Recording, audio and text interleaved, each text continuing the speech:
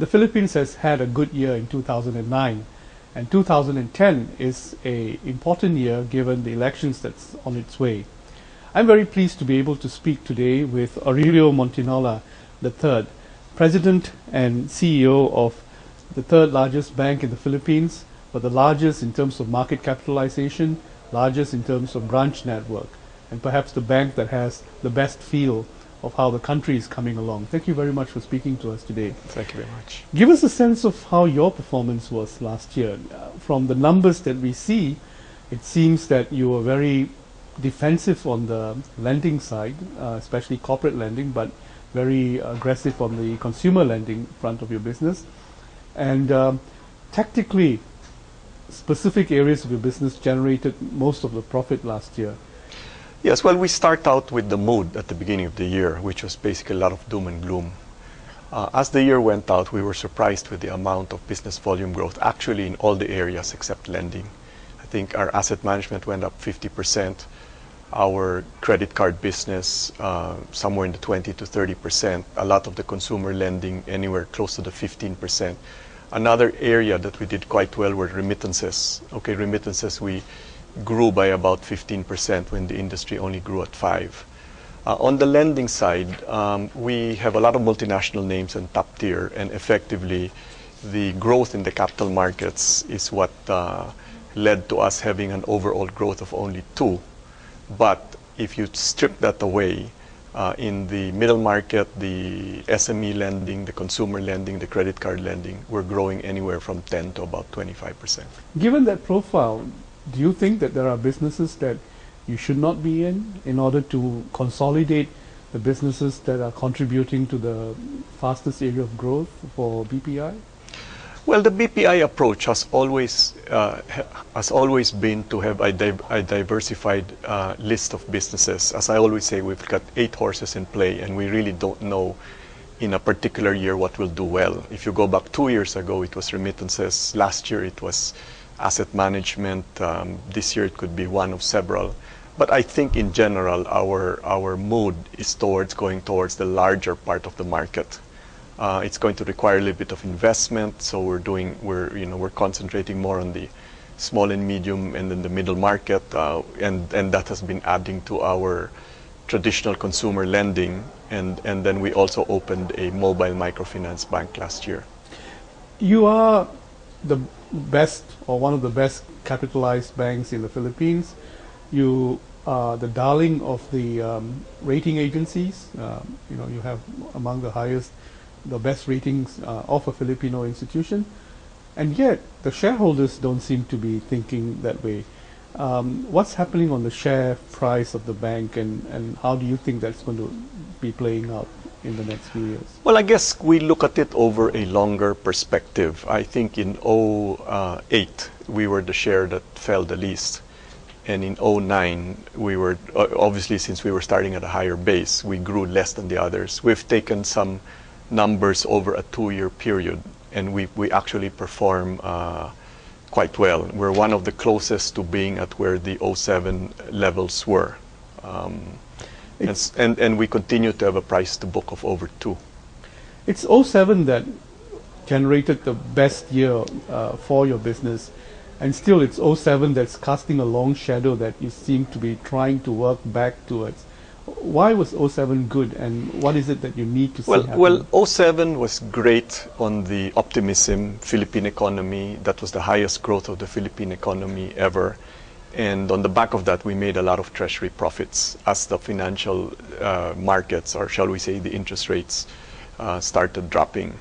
What happened right after that is that we saw that the way going forward was to go back to basics, which meant that we would concentrate more on the lending side. And I think that showed in the next year, because that saved us through 2008.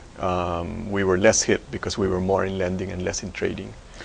How much time do you personally spend with the investor community, and what kind of questions are they asking you today?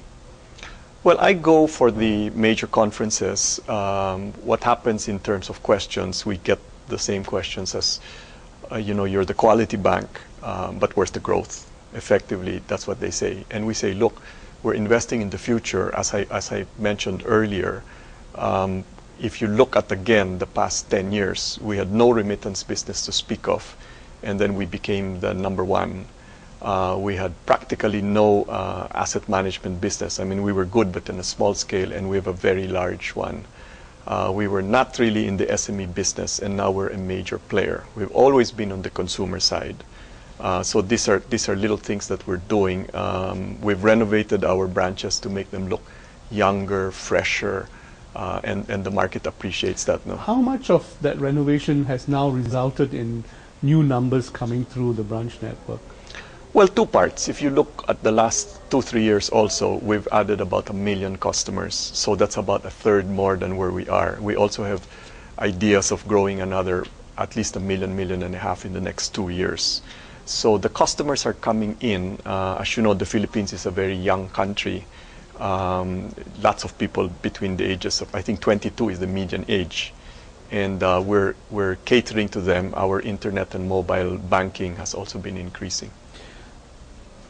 Although your growth has been steady, if I were to use that word, there are competitors who are growing very strongly on the back of acquisitions, and who are making you look more like a defensive play. Would you describe yourself as a defensive play? And is organic growth the way to go in the next 2 or 3 years for a bank like BPI? Yes, again, I would go back to 2009 at the beginning of the year. Everybody was supposed to be extremely defensive. And yet, if you look again at our volume growth in all of the areas I mentioned, we actually grew significantly in many areas. I think for a year like 2009, where the interest, the GDP was only 1%, to grow customers by 10% and to grow many of the areas above 10 to 20%, I think in the end time will show that was not only prudent but probably the correct way to go. Give us a sense of the Philippines in itself. This year is an election year. Yes. What are some of the issues that are coming through in the election process that makes you concerned, both as president of a bank and also the president of the Banking Association? Well, I think the good news is that we have a democratic system where you have a change in president every 7 years. And are you afraid of some of the candidates coming through as president? No, I think we've reviewed it over the years, and history will show that except in one case, which was in the early 80s, every time there's been a new president, regardless of who the president is, there's been hope, there's been optimism, and actually the economy picks up. The good news is that it's being discussed early. Being the bank with the largest branch network in the Philippines, you're probably the bank that is most exposed to all that happens in the country, whether it's a typhoon coming through or like this year, it's a year of elections. And yet, anyone looking at your balance sheet will see that the cost item is something that stares at them in the face. What do you need to do to tame the cost side of your franchise? Well, I think cost is relative. When we look at ourselves, we see two major things, three. One, our deposit cost is low. Two, our cost of provisions is low or lower than the others. And three, on a relative basis, our cost to income ratio is significantly lower than the other banks. True, we're not happy with 57%. Our long-term target's to get it to 50. So what are we trying to do? One, we're really heavily invested in the alternative channels. Okay, we spoke before of the ATMs, but now I think the internet, the mobile, the phone. We have a bank called BPI Direct, which doesn't need the branch network.